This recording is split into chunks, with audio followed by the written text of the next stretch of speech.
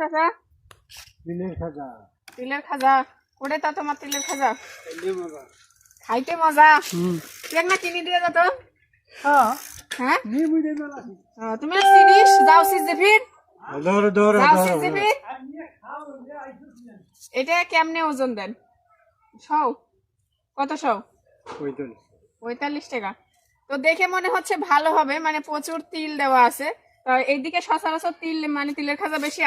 আসে না আর তিলের খাজা কিন্তু বিখ্যাত হচ্ছে কুষ্টিয়া হ্যাঁ কুষ্টিয়ায় কিন্তু তিলের খাজার বিখ্যাত ওখানকার খাজাগুলো আমি অনেক মিস করি আর হচ্ছে কিনে কিনেও খাইতাম তো দেন কত সব বলেন 45 টাকা দেন 100 দেন কুষ্টিয়ার খাজা নামে বলে বিখ্যাত নামে বিখ্যাত কিন্তু খাজা না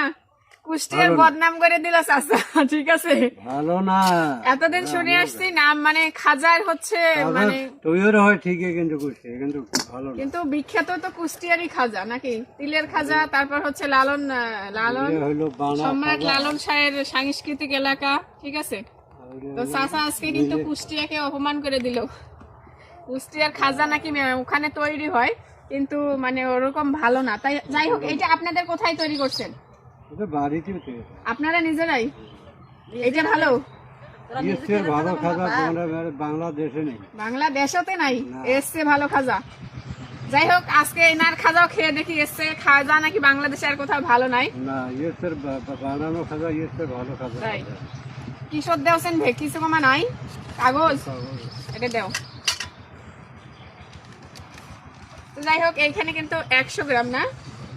100 গ্রাম বেশি হলো তো হ্যাঁ একটু বেশি হয়েছে 45 টাকা তা একটু খেয়ে দেখি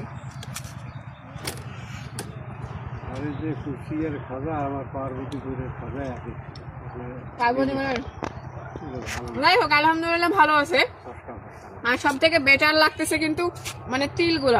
তিলগুলা হচ্ছে মানে একদম সাদা ধবধবে এত সুন্দর পরিষ্কার করছে ঠিক আছে মাশাআল্লাহ খারাপ না ভালো হবে না রে এখানে হবে